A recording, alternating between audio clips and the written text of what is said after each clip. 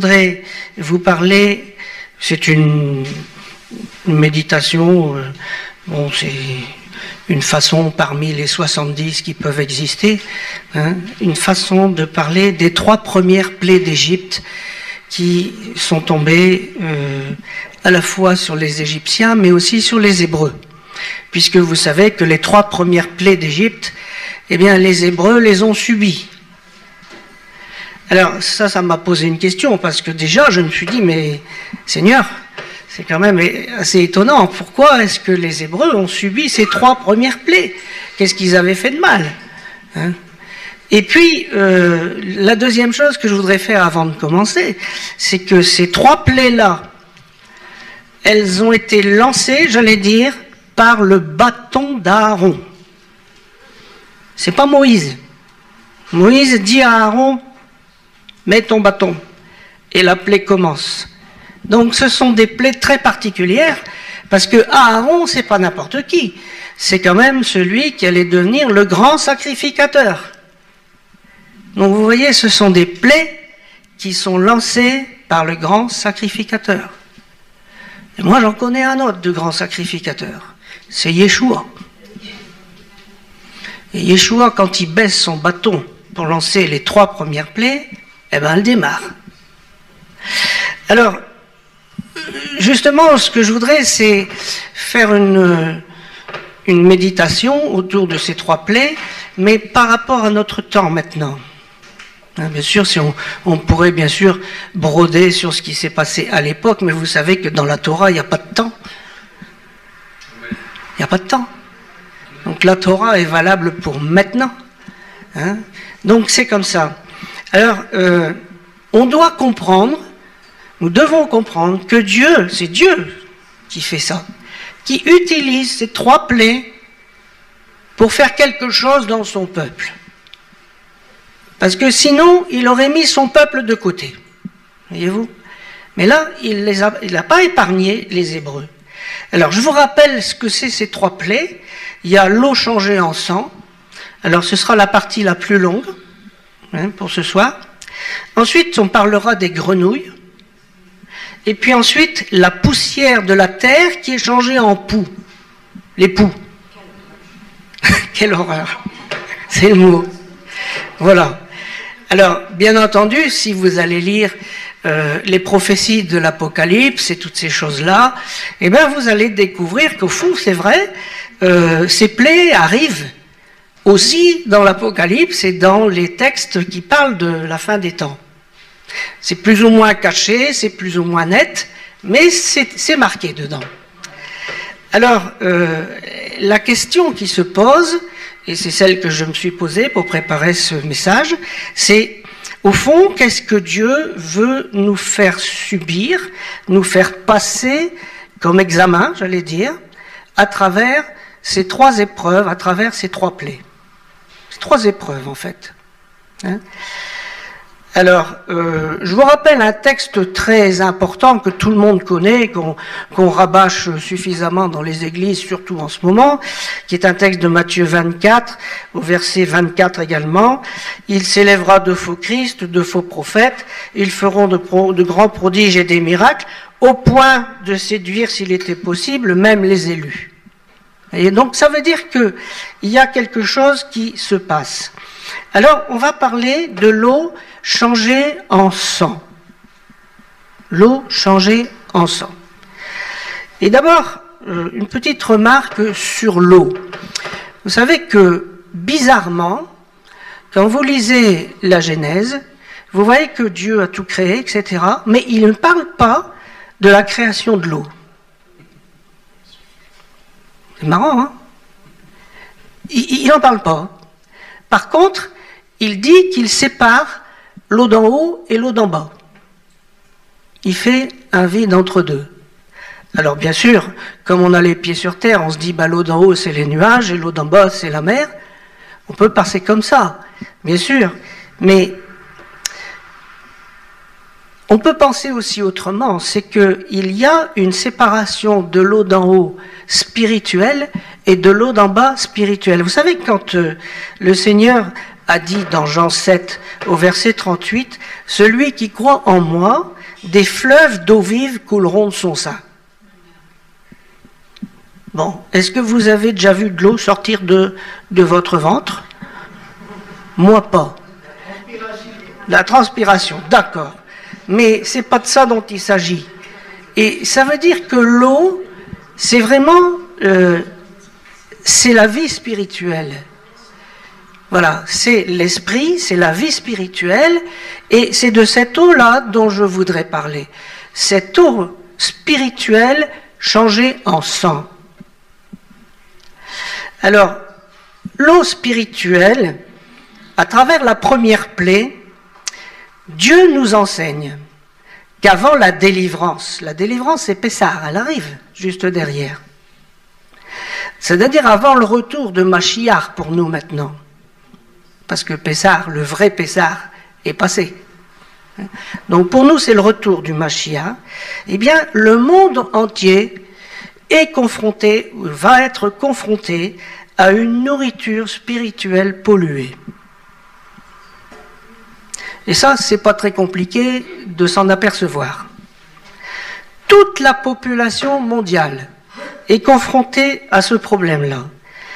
Toutes les personnes, qu'elles soient nées de nouveau ou non, sont confrontées à des paroles de Dieu qui ont été déformées, à une nourriture spirituelle qui s'est souillée au point de devenir mortelle pour certains. Regardez, je vous donne quelques petits exemples. L'évangile de prospérité, c'est une déformation. D'accord? Ça peut faire mourir. Hein? La doctrine du remplacement d'Israël par l'Église, c'est une pollution et une carabinée. Hein? L'évangile de l'hypergrâce. Hypergrâce. Oh, tout est grâce, donc je fais tout ce que je veux. Et puis Dieu, à la fin, va m'enlever avant que ça tourne mal. Vous vous rendez compte? Mais c'est la vérité, non? Qu'est-ce qu'on attend? L'enlèvement. Et l'enlèvement avant que ça tourne mal, s'il vous plaît. Parce qu'on n'est pas destiné à la colère. Ah bon? Et les chrétiens de Syrie, eux, ils ne sont pas destinés à la colère. Hein? D'accord? Alors, comme s'il y avait un évangile occidental, vous savez. Alors, il y a toutes les doctrines chrétiennes de l'idolâtrie dans le catholicisme. C'est une pollution. Les doctrines de salut par les œuvres, c'est une pollution. L'église du divertissement, on s'amuse dans les églises, je vous assure qu'on s'amuse. Et on s'amuse bien. On s'amuse à prophétiser, on s'amuse à ci, on s'amuse à là. Et si vous voulez, vous vous inscrivez sur un site sur Internet, vous aurez votre petite prophétie tous les matins. Moi, j'appelle ça l'horoscope chrétien. Il faut donner un petit peu de sous. C'est normal, hein, on n'a rien pour rien. Mais voilà, une pollution. D'accord? Alors, l'œcuménisme à tout craint, sans discernement, c'est une pollution. Et puis, il y en a d'autres qui arrivent. Il y a le Kingdom Now. Qu'est-ce que c'est que ce truc-là? Eh bien, ça, c'est un mouvement qui nous arrive des Amériques, et puis qui arrive en Europe maintenant. Et qu'est-ce que ça veut dire? Eh bien, ce sont des chrétiens qui se sont dit, avant que le Seigneur arrive, il faut installer le royaume. Le royaume maintenant. Donc, qu'est-ce qu'ils font? Eh bien, ils vont prendre toutes les places importantes du monde et puis essayer d'y mettre l'esprit chrétien pour que le royaume soit fait avant que Yeshua arrive. Mais c'est un non-sens, c'est pas comme ça que ça va arriver. C'est Yeshua qui va installer son royaume. Vous comprenez? Eh bien voilà, donc il y a des gens qui vont prendre le pouvoir de cette façon. Et d'ailleurs, ils s'en mettent plein les poches. Alors, tout ça sans compter les rivalités dans les chapelles, hein, vous connaissez, je pourrais vous en raconter. L'arrivée du mariage homosexuel dans les églises, et tout ça sous couvert de l'amour. Hein, bien sûr. Hein, c'est toujours au nom de l'amour qu'on fait tout ça.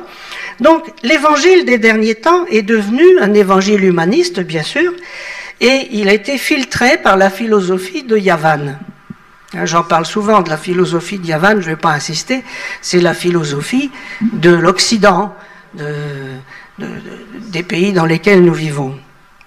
Mais il ne faut pas oublier que Salomon, sous couvert de l'amour, a détruit son pays, finalement, a été coupé en deux.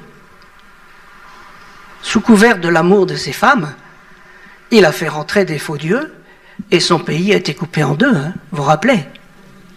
Bon, et puis, rappelez-vous de la doctrine de Balaam aussi, qui a fait 24 000 morts, parce que les hommes se sont mis à aller vers des femmes de Moab. Et voyez-vous, Dieu a horreur des mauvaises alliances, des adultères. Dieu a horreur de ça. Et nous savons que beaucoup d'alliances humaines partent d'un bon sentiment. Ça part toujours d'un bon sentiment. On veut toujours bien faire. Mais ça aboutit à des catastrophes parce que ça n'est pas de Dieu. Ce sont des choses humaines. Nul serviteur ne peut servir deux maîtres. Le Seigneur nous l'a dit. Alors pourquoi Dieu a-t-il lancé, parce que c'est Dieu qui l'a lancé, la plaie du sang dans l'eau, c'est-à-dire la pollution spirituelle? Pourquoi est-ce qu'il a lancé ça dans le monde? Eh bien, pour pouvoir faire un tri. Tout simplement. Je crois que nous sommes rentrés dans une période de tri, et ça dure déjà depuis des années, et où Dieu veut séparer ceux qui ont l'amour véritable de la vérité, de la Torah, l'amour de Dieu, véritablement, sans chercher leur intérêt, et ceux qui ont l'amour de s'amuser, ont l'amour des belles places, ont l'amour de ci, ont l'amour de ça, mais pas de Dieu finalement, au bout du compte. Ou alors Dieu, c'est eux-mêmes. C'est pas moi qui dis ça. Dans 2 Thessaloniciens, au chapitre 2, versets 9 à 12, il nous est dit que, vous savez bien que l'impie arrivera avec toutes sortes de séductions, et Dieu leur envoie une puissance d'égarement. C'est Dieu. Donc, c'est le bâton d'Aaron, qui envoie une puissance spirituelle d'égarement. Puissance spirituelle d'égarement dans le monde. Pourquoi faire? Pour faire le tri entre ceux qui aiment vraiment la vérité et ceux qui sont à côté. Et il y a besoin d'une épreuve. Quelqu'un disait tout le temps, il n'y a pas de preuve sans épreuve. On ne peut pas passer à côté. Et cette façon de faire n'est pas nouvelle, vous savez. Déjà, on lit dans le Tanakh qu'à un moment donné, du temps d'Akab, Dieu a envoyé un esprit de mensonge dans les prophètes, dans 400 prophètes. C'est Dieu qui envoie dans les prophètes des mensonges. Eh bien, laissez-moi vous dire que dans beaucoup de prophètes des églises, il y a des mensonges. C'est la même chose. Parce que je vais vous dire une bonne chose, la chair aime les prophéties. La chair aime les prophéties. Ah, pasteur, vous n'auriez pas une parole pour moi? Petite parole. Le Seigneur vous a rien dit pour moi? Écoute bien, garçon. Tu ferais bien de chercher le Seigneur toi-même. Directement. Et lui, il va te parler. Et s'il faut, te mettra le pied où je pense. Eh oui, c'est comme ça que Dieu parle. Ça arrive. Ça arrive. Le Seigneur a donné plusieurs paraboles. Vous voyez dans Matthieu 13. Dans Matthieu 13, Dieu a donné 7 paraboles, les paraboles du royaume. Et qu'est-ce qu'on lit à travers ces paraboles? Eh bien, c'est que tout ce qui se produit dans la préparation du royaume est de plus en plus pollué. De plus en plus pollué. Relisez les textes, vous verrez. Et à la fin seulement, à la fin, on trie tous les poissons qui ont été pris. On les sort du filet et on les trie. Voilà. seulement à la fin. Mais il faut que l'épreuve soit passée pour qu'il y ait un marquage. Un marquage. Et vous voyez, quand l'eau est changée en sang, alors s'applique cette parole, vous ne mangerez pas le sang. Vous ne mangerez pas le sang. C'est-à-dire que nous devons apprendre à faire la différence entre l'eau pure et l'eau polluée. Et la seule façon de faire la différence, c'est d'étudier la parole de Dieu. Demandez à Dieu qu'il ouvre sa parole, parce qu'il faut l'ouvrir, avoir les clés pour l'ouvrir, pour pouvoir comprendre ce qui est vrai et ce qui ne l'est pas. Ce qui nous emmène dans le mur et ce qui nous emmène dans le bon chemin. Et c'est intéressant de regarder que quand Moïse a constaté que les Hébreux ils avaient fait un veau d'or, qu'est-ce qu'il a fait Moïse? Il a brûlé le veau d'or. Et puis avec les cendres, il les a broyées, il les a mis dans l'eau. C'est-à-dire qu'il a changé l'eau en sang, si vous voulez, parce qu'il a pollué l'eau avec ce veau d'or et il leur a donné à boire. Tu vas digérer. C'est-à-dire que nous devons subir les conséquences de ce que nous faisons. Et quand tu auras compris que ce que tu fais n'est pas sain, tu reviendras sur le bon chemin. Je suis convaincu que Dieu est partisan d'une méthode d'éducation par le réel. Dieu ne nous épargne pas de comprendre les bêtises que nous faisons. C'est important. Et Moïse a dit, vous avez fait un veau d'or, maintenant vous allez le boire. Et vous allez le digérer. Et après on fera autre chose. C'est comme ça. Et il y a un autre test, vous savez que il nous est dit, bien-aimés, éprouvez les esprits. Merci, c'est fort gentil. Éprouvez les esprits. Ça veut dire quelque chose quand même. Est-ce que c'est un esprit d'eau pure ou est-ce que c'est un esprit transformé en sang, pollué, qui va me donner la mort? Vous savez que dans le Tanakh, quand on avait un doute sur une femme, on se disait, est-ce qu'elle est vraiment fidèle à son mari? Si son mari avait un doute, etc., qu'est-ce qu'on faisait? Eh bien, on lui faisait passer l'épreuve de l'eau, mais pas n'importe quoi, c'était de l'eau c'était ce qu'on appelle l'eau amère. Hein. Et si jamais elle n'avait pas été fidèle à son mari, eh bien, il est dit que l'Éternel te livre à la malédiction, à l'exécration au milieu de ton peuple, en faisant dessécher ta cuisse et ton ventre, et enfler ton ventre. C'est-à-dire que si cette femme avait été infidèle avec l'eau amère, eh bien, soit elle perdait son enfant si elle était enceinte, soit elle devenait stérile. Ça, c'était l'épreuve de l'eau amère.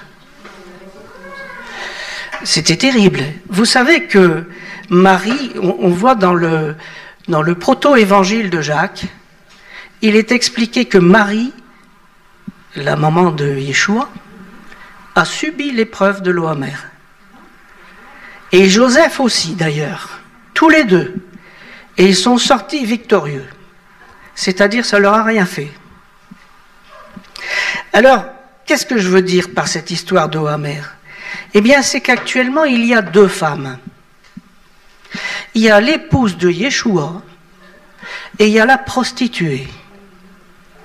Et il faut que les deux passent l'épreuve de l'eau amère. Et sur l'épouse de Yeshua, ça fait rien. Elle traverse. Mais sur la prostituée, alors c'est une catastrophe pour elle et une malédiction. Vous voyez ? Et ça, c'est bien l'épreuve de l'eau changée en sang. C'est important cette histoire d'eau. Vous voyez, quand Saül poursuivait David, à un moment donné, Saül il s'est mis dans une grotte et puis il dormait. Et David est allé tout près de lui, en douce. Et qu'est-ce qu'il lui a pris en douce? Sa cruche d'eau.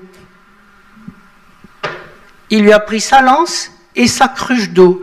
C'est-à-dire qu'il l'a privé de la vie, en quelque sorte, de la vie spirituelle.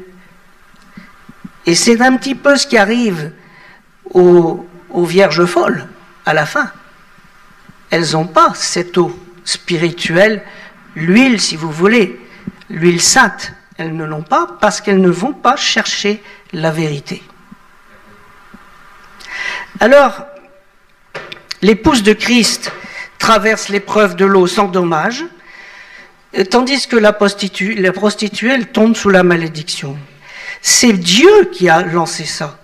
C'est Yeshua même qui l'a lancé, à l'image d'Aaron avec son bâton. Et tout ça a été écrit d'avance.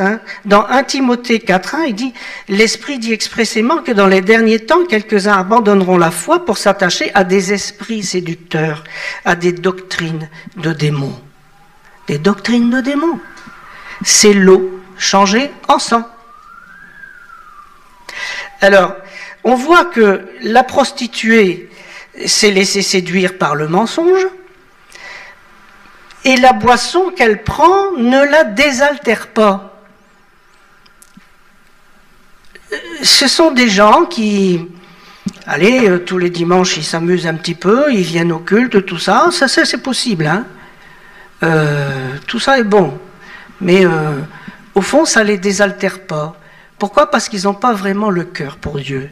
Et il est écrit, les poissons, Exode 7, 18, les poissons qui sont dans le fleuve périront, le fleuve se corrompra et les Égyptiens s'efforceront de boire l'eau du fleuve. Ils s'efforceront en vain de boire l'eau du fleuve. C'est-à-dire que tout ce qu'ils prennent, tout ce que la prostituée prend comme enseignement spirituel, ne la nourrit pas. Et même, il est dit que les poissons mourront.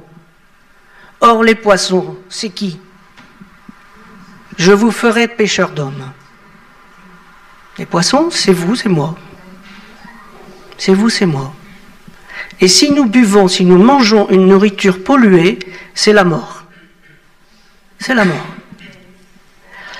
Alors, Yeshua, quand il est mort, on a percé son côté. Il est sorti de l'eau et du sang. Et là, c'était de l'eau d'en haut.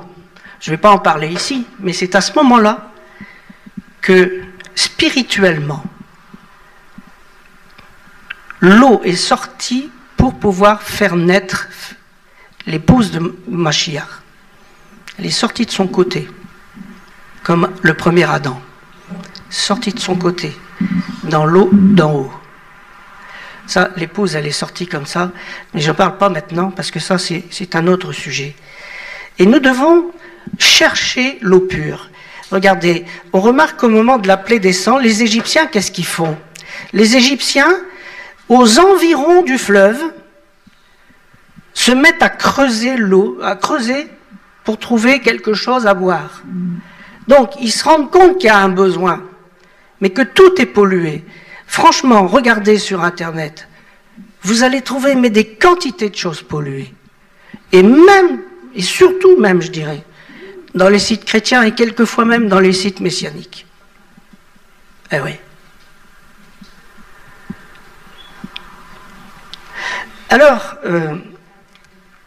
il faut creuser la parole, la vraie parole. Il faut la creuser quelquefois en hébreu, parce que pour trouver la vérité, il faut chercher. Ça nous aide à acquérir l'esprit de Tzion, qui est en Israël, et à quitter l'esprit de Yavan, pour pouvoir entrer dans la vérité complètement. Et regardez la fille de Caleb, j'aime beaucoup l'histoire de Caleb. Et la fille de Caleb, qui était une femme certainement très forte, parce que Caleb c'était quelqu'un de droit, et sa descendance est droite. Mais la fille de Caleb, qu'est-ce qu'elle dit? Eh bien, donne-moi les sources d'en haut et les sources d'en bas. Elle veut de l'eau. Elle veut de l'eau pure. Et Caleb va lui donner. Et qu'est-ce que c'est finalement, cette eau pure-là? Ben, vous savez que personne n'entrera dans le royaume sans être passé par la cuve d'eau pure. Ça, c'est la première chose. Et la cuve d'eau pure, c'est pas pour se laver, c'est l'engagement d'une bonne conscience envers Dieu. Et puis, personne ne rentrera dans le royaume avec un costume souillé. Pas une tache. Dans la fête qui était préparée, il y a un homme qui était rentré avec un habit qui n'était pas un habit de noces. Il est jeté dehors. Vous voyez? Alors, le Seigneur nous dit concernant cette eau, eh bien, que celui qui est injuste soit encore injuste. Et que celui qui est souillé se souille encore. Mais comment va-t-on remarquer si notre eau est polluée ou pas? Alors, je vais vous donner quelques petits trucs pratiques. La première chose, c'est tiré de Deutéronome 23 au début du verset 5. Il s'agit des Hébreux qui voulaient passer sur le territoire des Moabites. Et les Moabites ont refusé. Et il est écrit, parce qu'ils ne vous ont pas offert le pain et l'eau à votre passage. Et on voit que ce passage-là nous fait comprendre que l'eau, la bonne eau, amène à la reconnaissance. Parce que il y avait une reconnaissance à faire envers les Moabites, et les Moabites n'ont pas eu la reconnaissance. Ils n'ont pas offert l'eau et le pain. Ils n'ont pas été reconnaissants vis-à-vis des Hébreux. Eh bien, vous voyez que l'eau changée en sang, c'est un symbole du manque de reconnaissance et d'hospitalité. Eh bien, je peux vous dire que dans l'Église, il y a beaucoup de gens qui ne sont pas reconnaissants. Et ça, c'est grave. Un deuxième test très concret, hein, c'est du concret, hein, là, dans Amos 5, 24. Mais que le bon droit jaillisse comme l'eau, la justice comme un torrent qui ne tarit pas. Et on voit ici que, vous savez que les juges en Israël portent le nom d'Élohim. Ils s'appellent comme ça, les juges, les Élohim.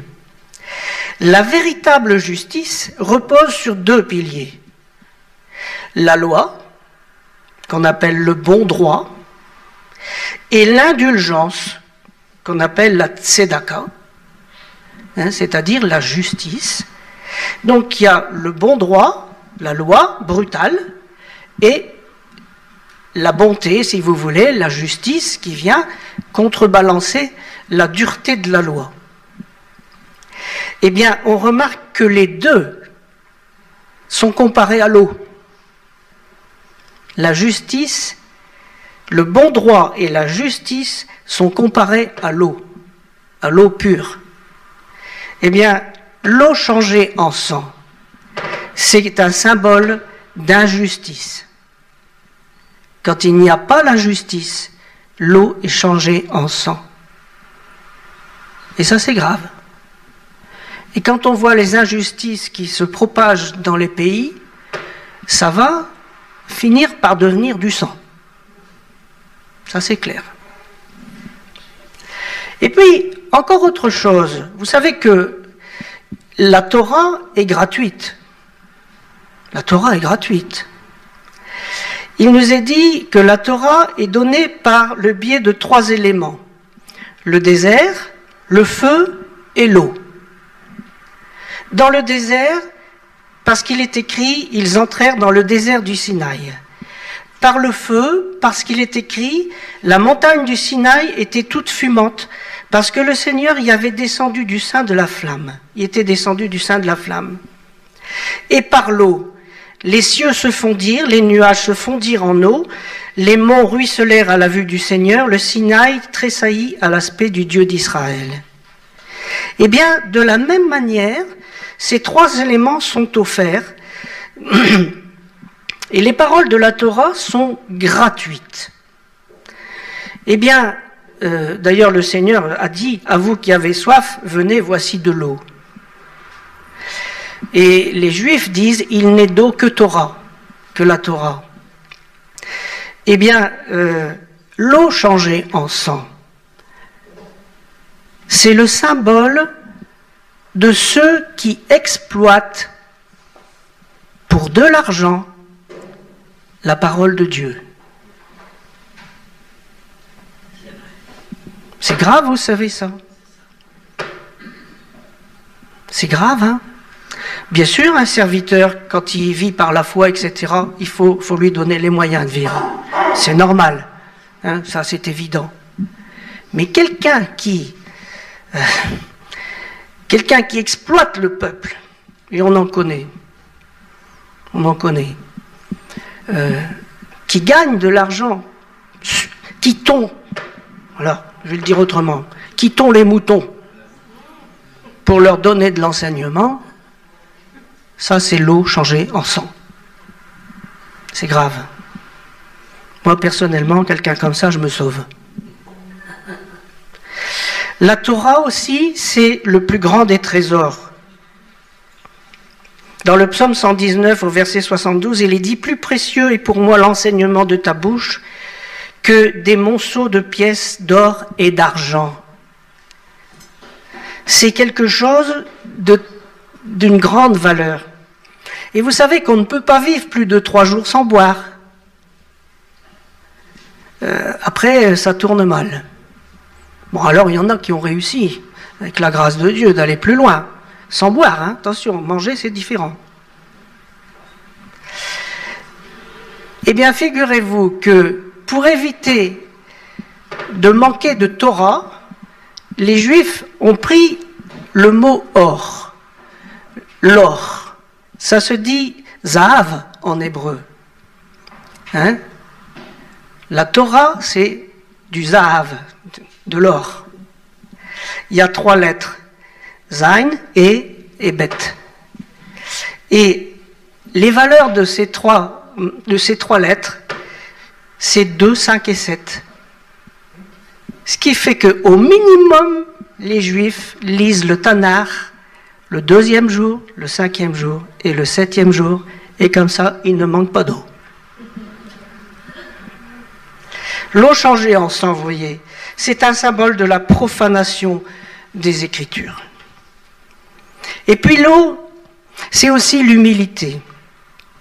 Parce qu'il est écrit dans le Talmud, pourquoi les paroles de la Torah ont-elles été comparées à 3 liquides? L'eau, le vin et le lait. On le voit dans Ésaïe 55. Eh bien, les sages d'Israël enseignent que le contenant des liquides sont des vases de peu de valeur. Il ne faut pas se faire d'illusions sur ce que nous sommes. Je n'ai aucune illusion sur ce que je suis.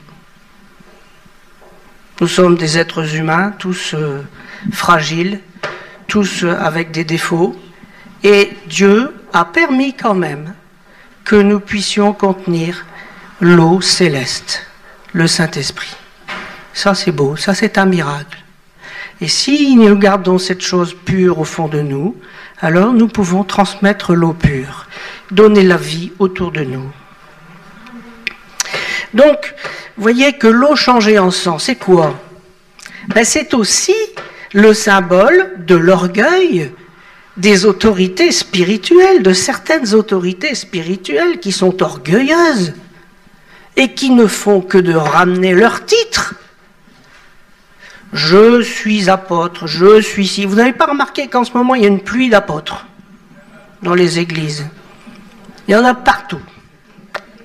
Étonnant, hein? Une pluie d'apôtres. Et bien tout ça, c'est de l'orgueil, je vais vous dire. Et ça, c'est l'eau changée en sang. C'est l'eau changée en sang. Et vous voyez, l'eau, l'eau, c'est quelque chose qui est humble, parce que pour que la terre émerge, il a fallu que l'eau se retire. Ça veut dire quoi? Ça veut dire que quand vous transmettez à quelqu'un la connaissance de la Torah, ensuite vous vous retirez et vous le laissez progresser. C'est à lui, après, à grandir. Vous voyez? C'est comme ça qu'on doit faire avec les enfants. On les enseigne, mais l'objectif, c'est qu'ensuite, ils arrivent à maturité. Eh bien, l'eau changée en sang, c'est l'eau qui ne fait pas ça. C'est-à-dire que c'est de l'eau qui, c'est un symbole de la rupture de la chaîne de transmission de la connaissance de la parole de Dieu. Ça, c'est l'eau changée en sang. Vous voyez? Alors maintenant, je vais vous parler des grenouilles. Les grenouilles. Vous aimez les grenouilles? Vous avez remarqué que les grenouilles, ça fait beaucoup de bruit. Quand vous avez dans un étang des grenouilles à la campagne, et croix, et ça fait un de ces bruits épouvantables. Alors, les grenouilles sont un symbole de l'impureté. Pourquoi le Seigneur permet-il que nous subissions l'épreuve de l'impureté? Eh bien, pour que nous puissions prendre position et montrer que ça nous dégoûte. Le Seigneur a besoin de voir nos cœurs. Il veut voir l'état de nos cœurs. Quelle position tu prends par rapport à l'impureté? Alors, vous savez que la grande prostituée, dans l'Apocalypse 17 au verset 4, il est dit que on parle des impuretés de sa prostitution, les impuretés. Donc ça, c'est vraiment quelque chose qui symbolise la prostituée, les impuretés. Mais on voit aussi dans l'Apocalypse autre chose. Apocalypse 16, verset 13, « Je vis sortir de la bouche du dragon, la bouche de la bête, et de la bouche du faux prophète, 3 esprits impurs semblables à des grenouilles. » Les voilà, les grenouilles. Alors, qu'est-ce qui se passe avec les grenouilles du temps de l'Égypte? Regardez. Exode 8, 3. « Le fleuve fourmillera de grenouilles. Elles monteront. Elles entreront dans ta maison, dans ta chambre à coucher, dans ton lit, dans la maison de tes serviteurs, et dans celle de ton peuple, dans tes fours et dans tes pétrins. » Vous avez déjà vu des grenouilles qui font ça, vous? En d'autres termes, la plaie de l'impureté rentre dans les maisons,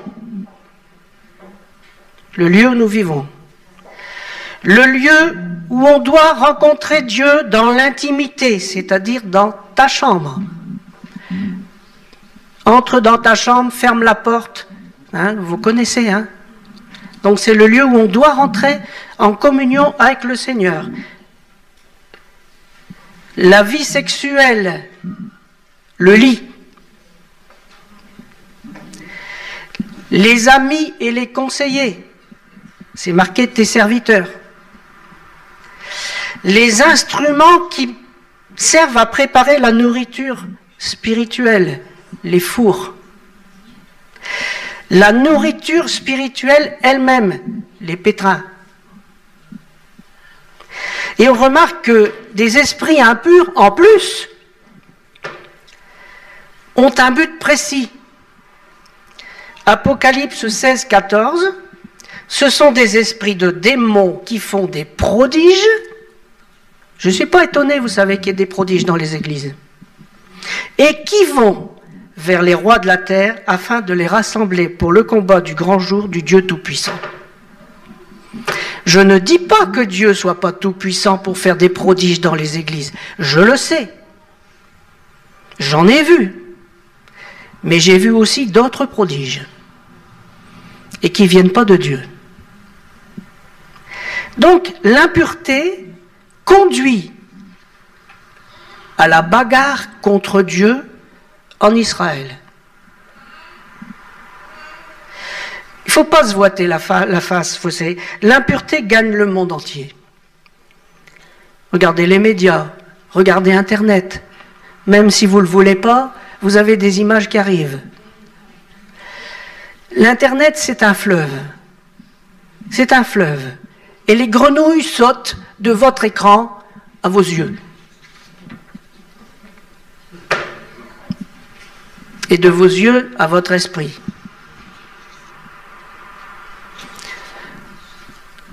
Tous les gouvernements légalisent les abominations et beaucoup de responsables d'église tordent la parole de Dieu pour justifier leur choix. L'impureté, elle est partout. Elle est partout. Elle est en images, elle est en paroles, elle est en musique, elle est en ambiance.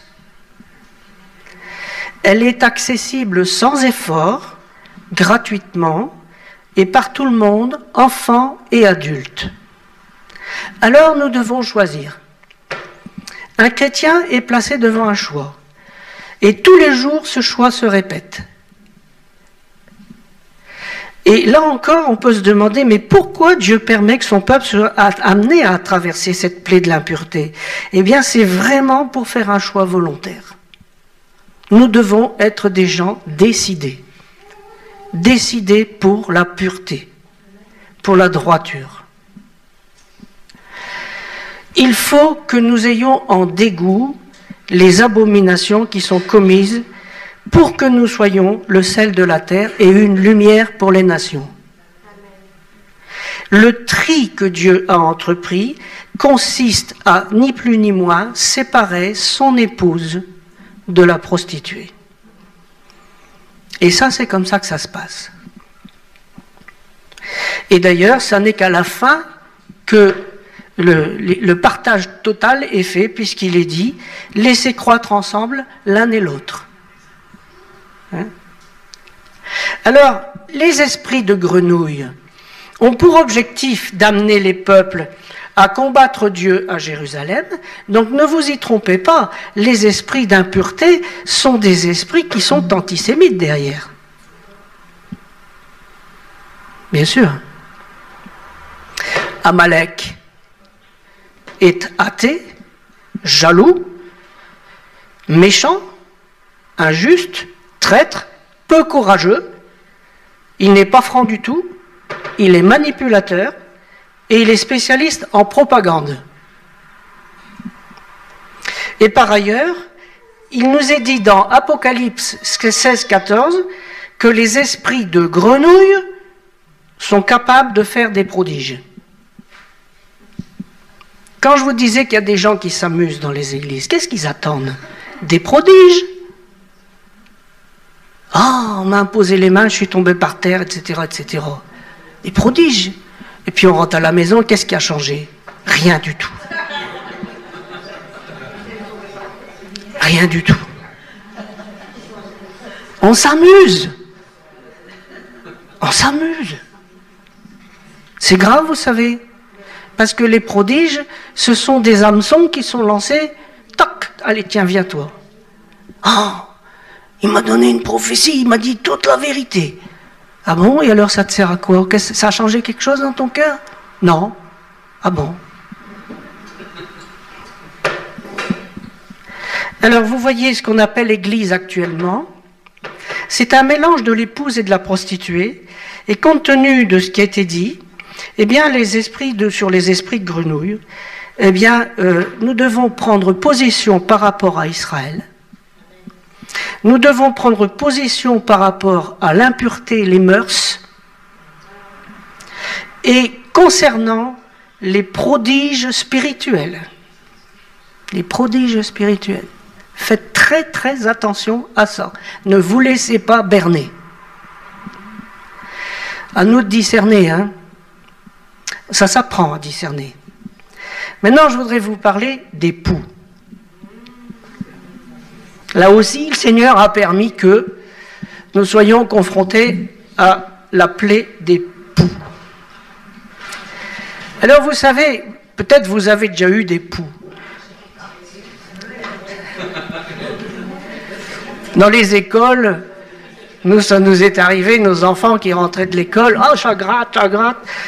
Hein, ils ont des poux. Bon, alors là, allez, les produits, les machins, du vinaigre, tout ce que vous voulez, on essaye d'éradiquer la question.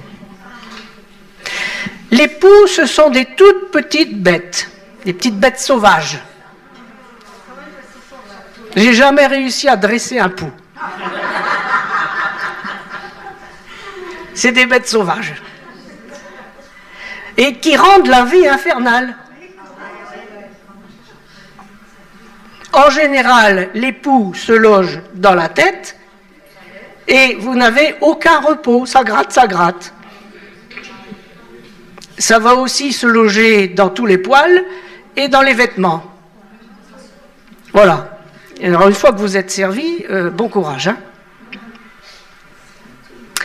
Il nous est dit que les poux, la plaie des poux, vient de la poussière de la terre. Comme si la poussière se transformait en poux. C'est propre, hein? Alors, maintenant, on va y réfléchir. Quand une personne ne sait plus comment sortir d'une situation inextricable, on dit parfois qu'elle se gratte la tête. Exactement comme si elle était atteinte par des poux. C'est vrai, hein? Pourquoi Dieu permet-il qu'on traverse cette calamité-là? Parce qu'il veut que son épouse sorte de l'angoisse du lendemain. Seigneur, j'en peux plus, je sais plus comment faire, je me gratte la tête. Ouais, t'as des poux. T'as des poux. Bon, mais il va falloir guérir ça. Le monde qu'on nous propose, il est de plus en plus matérialiste. Vous avez remarqué. Mais il est aussi de plus en plus fragile. Moi, je dis souvent, s'il devait éclater une guerre comme maintenant, le monde est infiniment plus fragile qu'avant la guerre 40. Avant la guerre 40, il y avait des trains à vapeur. Maintenant, tout est électrique. Tout fonctionne par Internet. Ici, on fait sauter une centrale, et ben, il n'y a plus de magasins, on ne sait même plus les ouvrir. On ne sait même plus les ouvrir. Et puis même, si on y arrive avec un pied de biche, alors, de toute façon, vous ne pourriez plus payer parce qu'il n'y a plus de caisse qui marche. Il n'y a plus rien qui marche. Vous voulez aller chercher des sous à la banque? Ben non, ce n'est pas possible, il n'y a personne dans la banque. C'est tout automatique. Tout est fragile. Vous coupez le courant, c'est fini, il n'y a plus rien. Et on est de plus en plus orgueilleux. C'est vraiment un comble, hein? J'en parlais l'autre jour avec notre garçon, je disais, mais franchement, si on nous coupait l'électricité, on n'a même plus que le marteau et le tournevis qui fonctionnent. C'est fini, il n'y a plus rien d'autre. Comment tu vas faire un trou? Tu peux pas. Bon. Revenons à des choses plus sérieuses. Vous voyez bien que les biens de consommation qu'on nous propose vont bien au-delà de nos besoins réels. Le principe de ce monde, c'est la propagande, et la propagande, la publicité, c'est la tentation. On achète ce qu'on n'a pas besoin. Tout d'un coup, on en a besoin, on ne sait pas pourquoi. Ça s'appelle une colique. Ben oui, la publicité vous a collé une colique et vous avez besoin de quelque chose dont on n'a pas besoin. Mais c'est comme ça. Et dès lors qu'on est attaché à un tas de choses inutiles, eh bien, à partir de ce moment-là, vous êtes branché sur l'angoisse. Quand vous êtes attaché à un tas de choses matérielles, et la plupart inutiles, franchement, ben vous êtes attaché par l'angoisse. Un bon fil à la patte. Il y a quelques années, tout le monde avait du travail. Seuls les maris travaillaient. Les épouses pouvaient s'occuper des enfants et les divorces étaient rares. On a vécu ça. Maintenant, tout le monde travaille, beaucoup de gens divorcent, il y a beaucoup de dépression, beaucoup de faillites, beaucoup d'angoisse à cause du chômage, de la misère. On se gratte la tête. Eh oui, c'est comme ça. Et ce monde est devenu tellement virtuel que le jour où ça va s'enrayer, eh bien ce monde va devenir fou. Coupez donc le téléphone. Vous voyez, le petit machin là, qu'on a tous dans sa poche. Hein. Coupez ça. Ben, ils vont venir fous. Hein. Ils vont sortir dans la rue, ils vont tout casser. Hein. Alors, l'Église est devant un choix, car il est dit que si nous sommes dans ce monde, nous ne sommes pas du monde. Et si nous ne sommes pas du monde, nos valeurs ne sont pas celles du monde. Et par conséquent, nous ne dépendons pas du monde pour notre vie. Et ça, il faut le comprendre. C'est-à-dire que tous nos véritables besoins nous sont donnés par Yeshua. Cherchez d'abord le royaume et sa justice, et tout le reste, tout ce dont vous avez vraiment besoin, vous seront donnés par-dessus. Alors, toutes les choses qui sont dans ce monde, etc., il est dit, ce sont les païens qui les recherchent. La seule façon de passer l'épreuve des poux victorieusement, c'est d'apprendre à dépendre de Dieu pour nos besoins essentiels. C'est une question de foi. Et si nous croyons que notre Père des cieux prend soin de nous, alors l'angoisse s'en va. Et puis apprenons à voir sa main pratiquement tous les jours dans notre vie. Ça, c'est rassurant. Par des petits détails, demandez à Dieu qui vous ouvre les yeux sur sa main dans votre vie, chacun. Vous verrez qu'elle est là. Et qui prend soin par des petits détails, des petites choses. Regardez-les, apprenez à regarder. Et si nous plaçons aucun bien matériel au-dessus de Dieu dans notre vie, eh bien alors, il nous donne la paix. Il nous donne la paix. Et alors ça, je pourrais donner des quantités de témoignages dans notre vie, parce qu'en plus, notre verset de mariée, c'était justement celui-là. Cherchez d'abord le royaume et sa justice, et toutes choses vous seront données par-dessus. Alors l'époux, c'est pas seulement dans la tête, hein, je me gratte la tête, Seigneur, ta. Non, l'époux, c'est aussi dans les vêtements. Parce qu'ils arrivent à se faufiler dans les vêtements, comme ça. Et d'un point de vue spirituel, c'est très parlant aussi.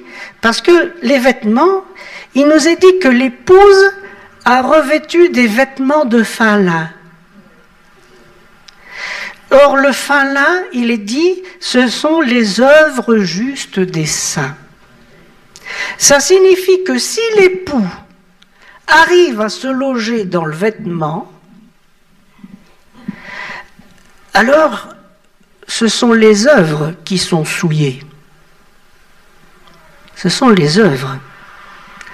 Ce sont des œuvres qui sont alors impropres pour le royaume. Et qu'est-ce que c'est qu'une œuvre pouilleuse? Eh bien, je vais vous donner quelques petites indications. Une œuvre qui est attaquée par l'époux est une œuvre qui n'est pas satisfaisante aux yeux de Dieu. Ni pour Dieu d'ailleurs, ni pour un enfant de Dieu. C'est-à-dire que ça nous convient pas. Alors, par exemple, ça peut être une œuvre complètement charnelle que Dieu n'a pas demandé. Dieu n'a pas demandé. Vous savez que quelquefois, on a envie de faire des choses pour Dieu. Moi, si je reste assis sur ma chaise, au bout d'un moment, je dis, qu'est-ce que je vais faire? Il faut que je fasse quelque chose. Bon. Et quelquefois, on a ce naturel d'activiste, si vous voulez, c'est-à-dire qu'il faut absolument qu'on fasse quelque chose pour Dieu. Oui, mais si Dieu t'a rien demandé, tu vas faire quelque chose, mais c'est une œuvre pouilleuse. C'est une œuvre qui ne sert à rien, il ne te l'a pas demandé. Une œuvre pouilleuse, ça peut être aussi une œuvre spirituelle qui est demandée par Dieu, mais dont on s'octroie la gloire, ou dont on tire un profit quelconque. La gloire est pour Dieu, et pour lui seul.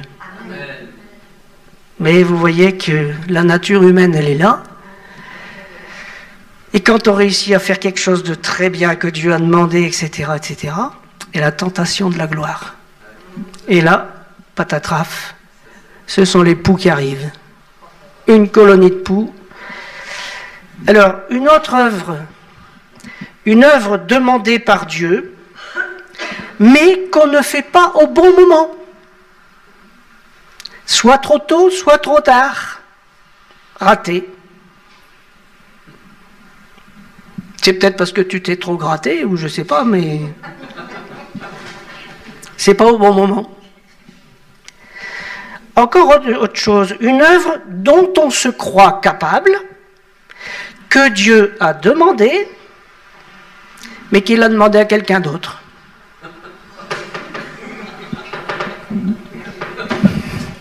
Qu'est-ce que vous voulez que je vous dise? Pas de chance. J'ai cru que c'était pour moi. Ben oui, parce que comme je suis orgueilleux, je l'ai pris pour moi, vous savez. Puis je suis le meilleur. C'est bien connu. Hein, donc voilà, c'est comme ça que ça se passe. Et ça fait une œuvre pouilleuse. Ou alors, une œuvre pour laquelle on va donner un coup de main à Dieu qui s'en sort pas.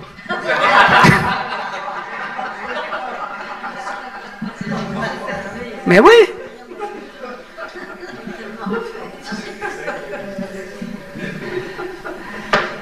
Mais oui. J'aime bien écouter Jacques Collant parce qu'il nous donne des très bons enseignements. Et alors Jacques, il explique que Dieu, avant de faire la lumière, il y avait les ténèbres. Et la ténèbre, elle est utile. Parce que quand vous plantez une graine dans la terre, elle est dans la ténèbre. Et c'est à ce moment-là qu'elle va mourir et qu'elle va commencer à germer. C'est dans la ténèbre. Et il dit, il ne faut surtout pas s'en mêler. C'est l'affaire de Dieu. Voilà. Et il arrive que, bien oui, que nous soyons dans la ténèbre. Ça peut être la maladie, ça peut être dans un tas de choses, où Dieu nous emmène à un moment où il doit travailler. Et il ne faut pas s'en mêler. C'est comme ça. En tout cas, les œuvres pouilleuses ne donnent pas la paix. Ils ne donnent pas la satisfaction d'avoir accompli une œuvre préparée d'avance. Vous savez, quand on fait une œuvre préparée d'avance, on rend gloire à Dieu, parce que ça se voit. Il nous fait le cadeau de nous montrer que c'était vraiment une œuvre préparée d'avance. L'œuvre pouilleuse ne remplit pas le cœur du chrétien. Il ne le conduit pas à rendre gloire à Dieu et à l'adorer. Ce sont des œuvres mortes. Les œuvres mortes. Des vêtements avec des poux, vous pouvez les jeter. Et ce sont des œuvres qui ne nous suivront pas quand nous irons dans le royaume. Vous savez qu'il est écrit que nos œuvres nous suivront, mais pas toutes les œuvres. À nous de voir dans notre vie quelles ont été nos œuvres mortes et nos œuvres qui ont été vraiment utiles pour le royaume. Alors comment se débarrasser des poux? Eh bien, c'est très simple. Il faut s'éloigner de la terre parce que l'époux vient de la terre. C'est-à-dire qu'il faut s'élever spirituellement. Autrement dit, s'approcher de Dieu. Nous devons chercher ce qu'il aime, recevoir son esprit et sa façon de voir les choses. Il nous faut absolument nous nourrir de sa parole et nous laisser transformer par lui. C'est lui qui nous transforme. Moi, j'ai jamais vu quelqu'un qui sait se transformer lui-même. De toute façon, ça court à l'orgueil après. Approchez-vous de Dieu et il s'approchera de vous. Nettoyez vos mains pécheurs, purifiez vos cœurs, hommes irrésolus. C'est la parole de Dieu. Alors, c'est clair, vous voyez, nettoyer ses mains, c'est se repentir, prendre des engagements de propreté, purifier son cœur, c'est passer par la croix, et puis examiner sa vie, s'humilier comme David le faisait. Lave-moi complètement de mon iniquité et purifie-moi de mon péché. Je ne peux pas le faire moi-même. Et puis apprends-moi à changer. Alors, je voudrais conclure maintenant. Et nous voyons que le peuple de Dieu, à la fin des temps, et nous y sommes, est confronté au moins à 3 défis pour sa sanctification. Et il ne faut pas empêcher ça. C'est Dieu qui le fait. C'est le bâton d'Aaron, c'est le bâton de Yeshua. Les fausses doctrines, les faux esprits saints, les mélanges qui conduisent à la mort spirituelle, le sang, l'eau changée en sang. La deuxième, c'est l'impureté généralisée dans tous les domaines. Et pas seulement concernant les mœurs, mais aussi dans les positions spirituelles que l'on prend, notamment dans celles par rapport à Israël. Et puis, le troisième, c'est le choix de dépendre du Seigneur pour tous nos besoins terrestres, afin que nous soyons en paix. Et tous ces points de passage ont été voulus par Dieu, et nous n'avons pas à les critiquer, mais au contraire, à y trouver une source d'espérance. Parce que le Seigneur demande à son épouse de se préparer. Et c'est grâce à ces épreuves que l'on se prépare. Parce que sinon, on n'est pas confronté à la vérité. On n'est pas confronté à l'exercice. C'est comme ça qu'on se prépare. Donc, le Seigneur demande à son épouse de se préparer. Il ne lui demande pas de s'amuser. Il ne lui demande pas de s'inquiéter, ni de prendre la direction opposée à son plan. Réjouissons-nous et soyons dans l'allégresse. Donnons-lui gloire, car les noces de l'agneau sont venues et son épouse s'est préparée. Que le Seigneur vous bénisse.